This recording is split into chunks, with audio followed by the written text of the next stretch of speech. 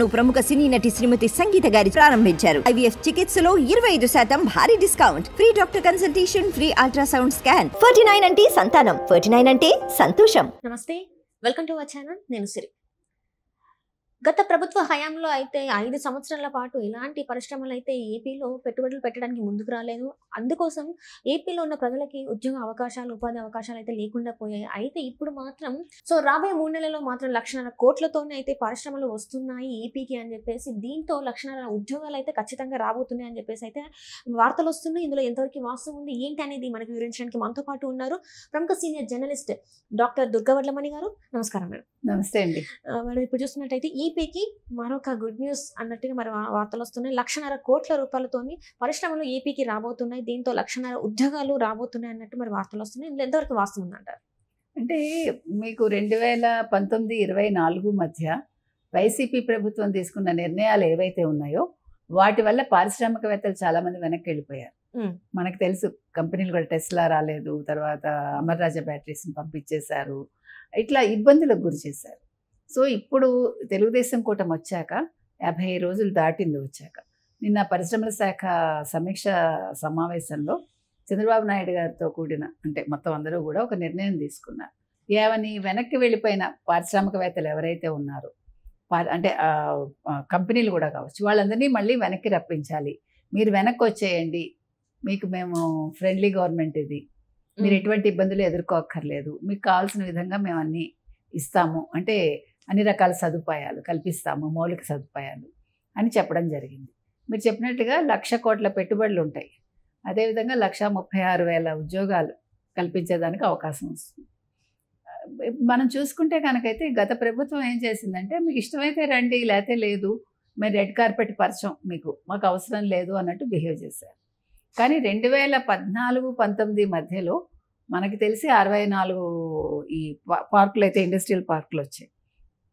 తర్వాత ఆ వివరాల్లో కనుక మనం ఒకసారి వెళ్ళామంటేనండి, అంటే ఏమేమి జరుగుతుంది, దీనివల్ల ఏంటి, ఇప్పుడు పెండింగ్ ప్రోత్సాహకాలు ఏవైతే ఉన్నాయో అవన్నీ కూడా చెల్లింపులు చేస్తామని ఇప్పుడు వీళ్ళు సానుకూలంగా స్పందించారు తెలుగుదేశం కూటమి. తర్వాత మల్లవల్లి భూముల ధరలు ఏవైతే ఉన్నాయో వాటిని తగ్గించాలని నిర్ణయించారు. అంటే దానివల్ల ఆ పరిశ్రమలు పెట్టడానికి వచ్చే వాళ్ళకి పెట్టుబడి తగ్గుతుందన్నమాట, వ్యయం. ఇలాంటివన్నీ అంటే వాళ్ళకి ఏ రకంగా అనుకూలంగా ఉంటుందో అవన్నీ ఆలోచించి వీళ్ళు చేస్తున్నారు. ఇకపోతే ఇప్పుడు నిన్న వాళ్ళు తీసుకున్న దాంట్లో, ఇప్పుడు గతంలో ఏవైతే పారిశ్రామికవేత్తలు ఒప్పందాలు అవి చేసుకున్నారో వాటన్నింటినీ కూడా తిరిగి మళ్ళీ అమలు చేస్తారు. అప్పుడు ఏదైతే వాళ్ళకి ఇబ్బందులకు గురయ్యారో ఇబ్బందులన్నీ తొలగించి వాళ్ళకి ఏ రకంగా అంటే చేస్తే వాళ్ళు ముందుకెళ్తారు, పరిశ్రమలు సజావుగా నడుస్తాయి అనుకుంటే అవన్నీ ఆ మౌలిక సదుపాయాల కల్పన అయితే ఈ ప్రభుత్వం చేస్తానని చెప్తోంది. ఇకపోతే ఇప్పుడు వీళ్ళు కొత్తగా చేయబోయేది ఏంటంటే, ఇప్పుడు ఇంతకు ముందు వెళ్ళిపోయిన వాళ్ళు తిరిగి రమ్మని చెప్పడం ఒకటే కాకుండా, కృష్ణపట్నం, నక్కపల్లి, ఓర్వకల్లు, కొప్పర్తి ఇండస్ట్రియల్ నోట్స్ ఉన్నాయి కదా, అభివృద్ధి పనులపై వీళ్ళేమో నిన్న చర్చించడం జరిగింది.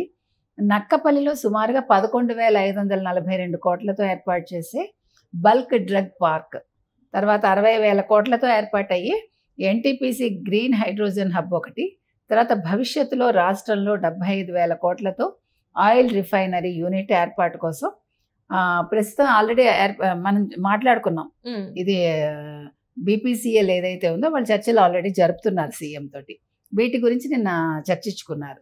అయితే ఇప్పుడు ఏమేంటి ఇప్పుడు 4 కొత్త క్లస్టర్లు ఏర్పాటు చేద్దాం అనుకుంటున్నారు కదా.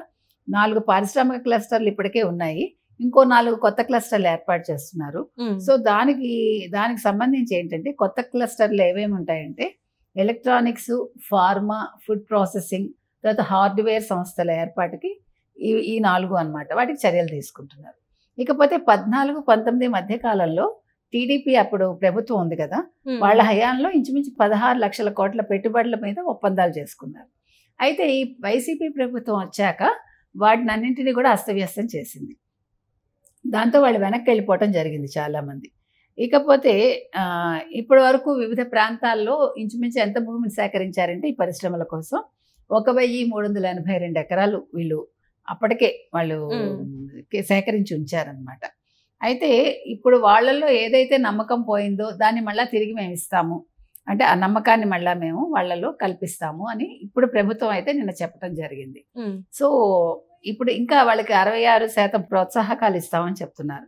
అంతేకాకుండా అప్పుడు వైసీపీ ప్రభుత్వం 34% ఇచ్చిందట. ఇప్పుడు మరి ఇది ఆల్మోస్ట్ డబుల్ కదా.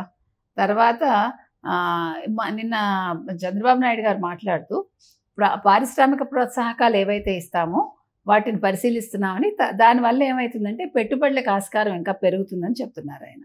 అంతే కదా, వాళ్ళకి కావాల్సినవి ఇస్తే వాళ్ళు ఇంకా ఎక్కువ మొత్తంలో పెట్టుబడులు పెడతారు. మనకి ఇందాక మనం చెప్పుకుంది 2014-19 మధ్య 64 ఇండస్ట్రియల్ పార్కుల ద్వారా 14,125 ఎకరాలు వీళ్ళు అందుబాటులోకి తీసుకొచ్చారు.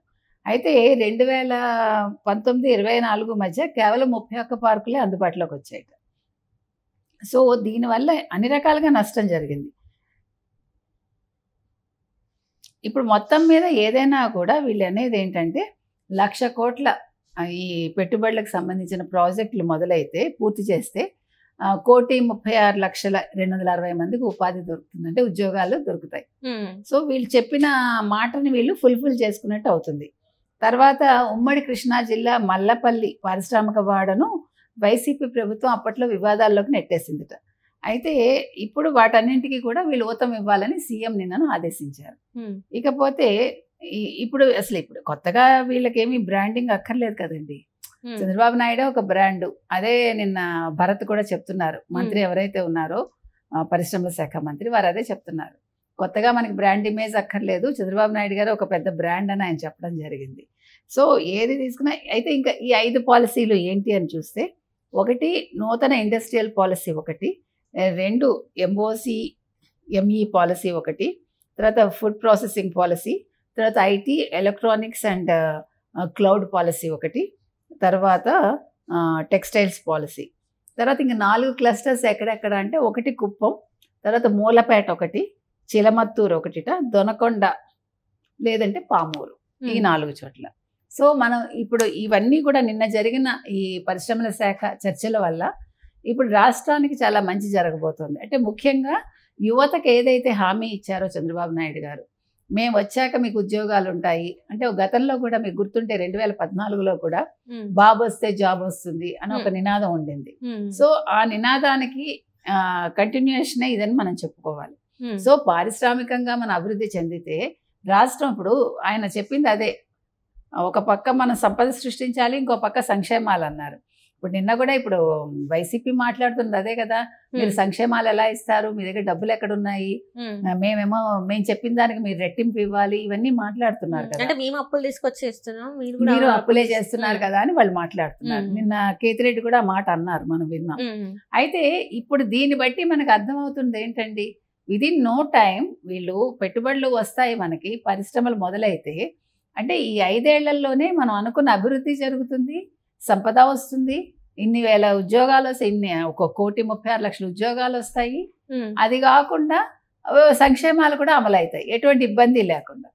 సో గతం అప్పులు పక్కన పెడితే, 14 లక్షల కోట్ల అప్పులు పక్కన పెడితే, ఈ రకంగా ఈ 5 ఏళ్లలో వీళ్ళు మాత్రం సజావుగా పరిపాలన చేయొచ్చు. అంటే ప్రజల మీద ఎటువంటి ఎక్స్ట్రా భారం పడకుండా ప్రభుత్వం పరిపాలన అయితే కొనసాగించవచ్చు. Right ma'am, right. Thank you so much.